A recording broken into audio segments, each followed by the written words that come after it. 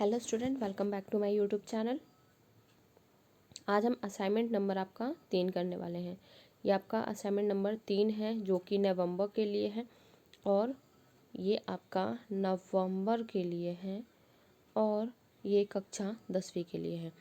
तो जिन बच्चों ने असाइनमेंट नहीं किया है वो इसे ज़रूर देख के नोट कर लेंगे। सामाजिक विज्ञान कक्षा 10 असाइनमेंट नंबर 3 नवंबर के लिए। आप मेरे चैनल पे नए हैं तो ज़रूर से चैनल को सब्सक्राइब कर लें क्योंकि और वीडियो को शेयर भी कर दें, सब्सक्राइब भी कर लें क्योंकि आपको सारी की सारी वीडियोस आगे प्रोवाइड कराई जाएंगी। सारे के सारे असाइनमेंट कराए जाएंगे, हर सब्जेक्ट कराए जाएंगे, 11th के हैं 12th के हैं, सारे असाइनमेंट कराए जाएंगे आपको। प्लस आपको जो भी है इससे रिलेटेड जो आपके क्वेश्चन पेपर है प्रीवियस ईयर के वो सारे के सारे यहाँ अपलोड किए जाएंगे। पूरी की पूरी गाइडेंस यहाँ पे दी जाएगी। तो ज़रूर से चैनल को सब्सक्राइब कर लें। आपके आने वाले सारे के सारे असाइनमेंट बहुत अच्छे प्रॉपर तरीके से कराए जाएंगे। ओके, और कमेंट करके ही बताएंगे आप कि कैसे लगी आपकी वीडियो, ताकि अगर कोई भी प्रॉब्लम है तो हम आगे से वो फर्दर ठीक कर सकें। ओके, तो ये है आपका असाइनमेंट। क्वेश्चन नंबर फर्स्ट करते हैं हम इसका। खरीफ, रबी और एवं जायद का वितरण उदाहरण सहित दीजिए। खरीफ, इस फसल को वर्षा के प्रारंभ में ही बोया जाता है। इन फसलों के पकने में कम समय लगता है। ये फसलें सितंबर अक्टूबर में काटी जाती हैं। धान, मक्का, सोयाबीन, ये कौन सी खरीफ की फसलें हैं। रबी की फसलें देखते हैं, साथ के साथ नोट करते रहेंगे। अपनी नोटबुक निकालना है, आप साथ के साथ इसे नोट करेंगे। रबी फसल, यह फसल मानसून ऋतु के बाद शरद ऋतु के साथ शुरू होती है। अन्य तीन फसलों के पकने में अधिक समय लगता है। ये फसलें मार्च अप्रैल में काटी जाती हैं। गेहूँ, चना, सरसों। जायद की फसल, शीत ऋतु के बाद यह कृषि की जाती है। इसका क्षेत्र बहुत सीमित होता है। सिंचाई युक्त क्षेत्रों में यह फसल बोई जाती है। ओके, इसका उदाहरण खीरा, ककड़ी, तरबूज, जो कि आप खाते भी हो। इसके बाद क्वेश्चन नंबर सेकंड है आपका, जो रूस 1905 से 1940 के बीच में लोकतंत्र के विकास की समीक्षा कीजिए।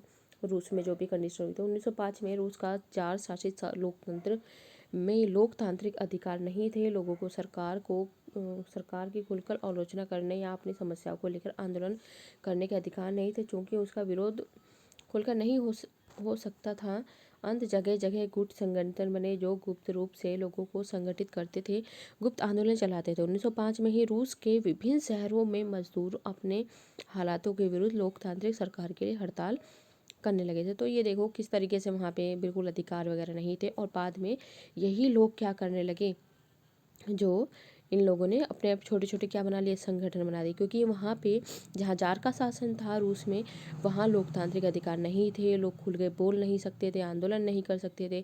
तो इसलिए लोगों ने छोटे छोटे गुट बना लिए और बाद में इन्हें क्या किया, इसके आंदोलन को गुप्त आंदोलन चलाने लगे और लोकतंत्र के लिए हड़ताल करने लगे। आगे जो है 1917 में ड्यूमा मध्यम वर्गीय सदस्यों ने एक मंत्रिमंडल का गठन किया जिसे अस्थायी सरकार कहा गया है। यह अस्थायी इसलिए था क्योंकि सभी चाहते हैं कि सार्वभौमिक मताधिकार के आधार पर चुनी गई संविधान सभा गठित हो जिसके नियमावली स्थायी सरकार बने। लेकिन यह अस्थायी सरकार सोवियत पर पूरी तरह निर्भर थी क्योंकि सोवियत ही वास्तव में हर क्षेत्र पर नियंत्रण कर रहे थे। ने मानते थे कि क्रांति का नेतृत्व मध्यम वर्ग को निभाना चाहिए जिसे देश में लोकतंत्र, भूमि सुधार और शांति लाना है। 1940 में रूस में लोकतंत्र के विकास के लिए सरकार और जनता दोनों मिलकर कार्य कर रहे थे। प्रारंभ में इसकी गति धीमी थी, परंतु वक्त के साथ लोकतंत्र विकास की गति बढ़ती गई।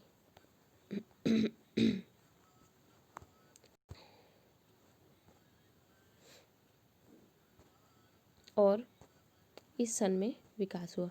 Okay, got it. नेक्स्ट है क्रेडिट कार्ड से क्या आशय है। बचत खाता और स्थायी खाता में क्या अंतर है। एक व्यक्ति को उसकी आय के आधार पर ऋण के रूप में बैंक द्वारा जारी किया गया क्रेडिट कार्ड, इसके लिए संबंधित व्यक्ति उस कार्ड की आहरण राशि को निर्धारित तिथि पर बैंक को भुगतान करता है। बचत खाते हम चाहे कितने भी पैसे निकाल सकते हैं या किसी भुगतान करने के लिए चेक दे सकते हैं। यह हमारा पैसा जिसमें बैंक सुविधा और सुरक्षा प्रदान करने के लिए रखा है। बैंक हमें वचन देती है कि पैसा मांगने पर यह पैसा हमें उपलब्ध रहेगा, इसलिए इसे मांग जमा कहते हैं। इसमें राशि पर बैंक 4% वार्षिक ब्याज देता है। स्थायी जमा एक निश्चित समय सीमा के लिए बैंक के पास जमा होता है। इस समय सीमा से पहले हम ये पैसा नहीं निकाल सकते हैं। इस जमा पर बैंक अधिक ब्याज प्रदान करता है।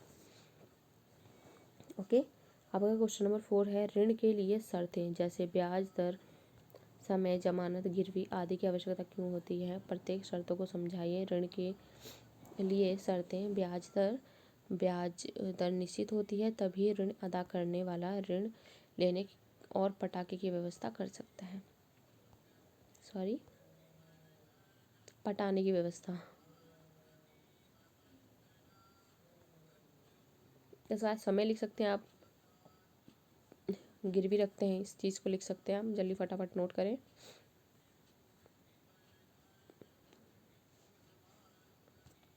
इसमें समय का निर्धारण आवश्यक होता है, तभी ऋण की किस्तें निर्धारित होती है और ऋण अदा करना संभव हो पाएगा। जमानत, ऋण प्राप्तकर्ता यदि ऋण अदा नहीं करेगा तो जमानतदार से ऋण की राशि वसूल नहीं की जा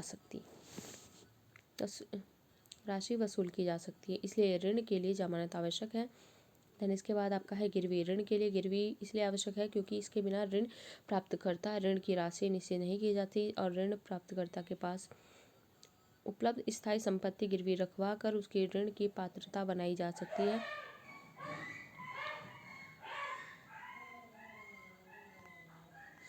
तो आपका सोशल साइंस का असाइनमेंट में यही था। आपके 2, 3, 4 यानी क्वेश्चन नंबर 4 था आपका ये।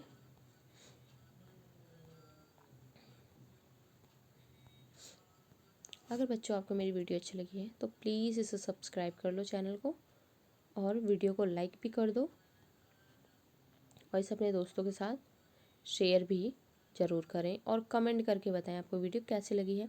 आपको यहाँ पे जितने भी सीजी बोर्ड के आपके असाइनमेंट चल रहे हैं वो सारे के सारे यहाँ पे आपको प्रोवाइड कराए जाएंगे और आपको पूरी हेल्प की जाएगी। सारे सब्जेक्ट के कराए जाएंगे, 10th प्लस 12th के। आपके और फ्रेंड भी हैं तो उन्हें भी बता दीजिए।